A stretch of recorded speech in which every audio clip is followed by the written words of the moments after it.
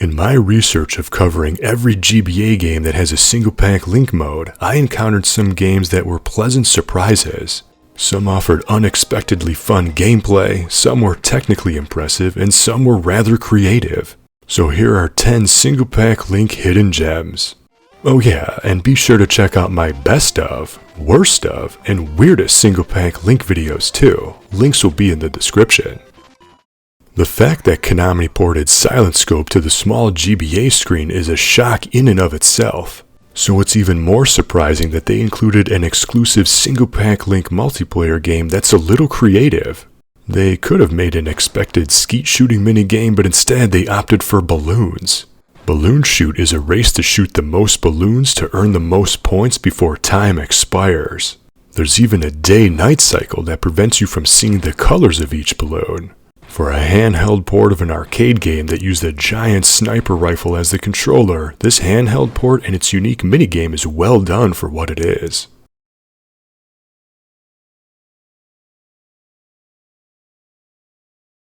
No Puzzle Cha-Alien might be the simplest looking GBA Single-Pak linking game on the system. Composed of nothing more than numbered, colored circles, this puzzle game is way more fun than it has any right to be. Controlling a cursor, you need to match the amount of circles listed. For example, aligning 3 3s or 5 5s will make them disappear. It's a perfect example of doing a lot with the little, and you don't need to know Japanese to play it.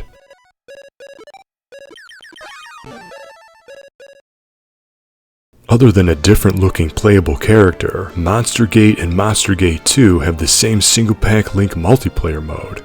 The only competitive grid-based roguelite on GBA that only needs one cartridge. Enemies act with every action you take, just like in any dungeon crawler, but here, players compete to reach the end faster.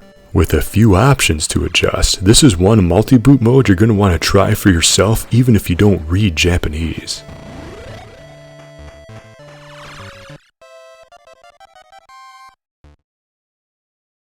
A Sound of Thunder and Army Men Turf Wars share the same gameplay engine and impressive Single-Pak Link multiplayer mode.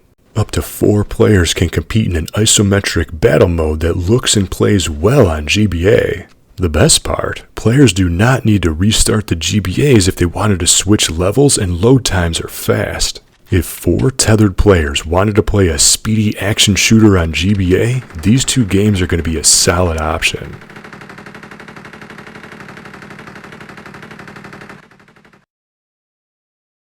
Witchcraft, juju, live sacrifices, I'm not sure what type of magic was involved, but there's some type of wizardry happening with Colin McRae Rally 2's Single-Pak Link mode.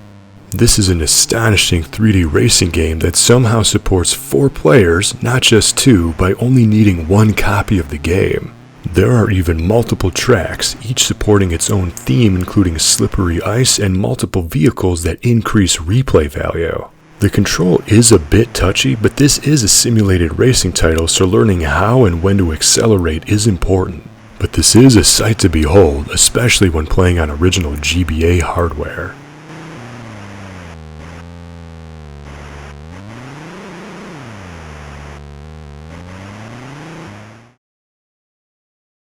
Instead of demolishing cities, the monsters from the Rampage series wanted to take a detour from their world destruction to play a puzzle game somewhat similar to Capcom's Super Puzzle Fighter. Rampage Puzzle Attack is a sleeper hit because it plays well despite coming out of nowhere.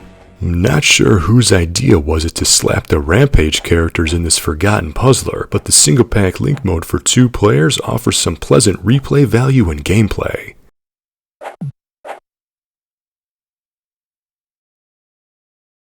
The 8 board games found in Ultimate Brain Games are well done, but they're a little pointless since the pass-the-console hot seat multiplayer option is available.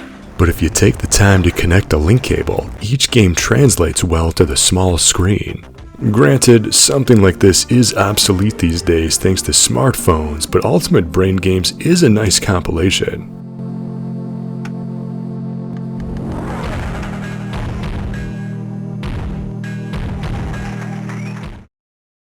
Finally, the Single-Pak Link mode found in Space Hexite has some unique gameplay for 2 players.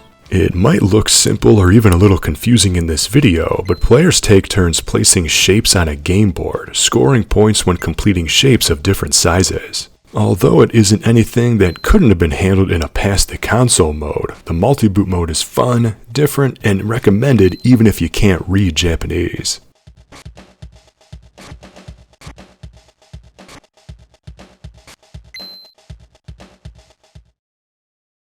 While I think the Single-Pak Link mode in almost all GBA games were underappreciated, I think these 10 games especially flew under the radar.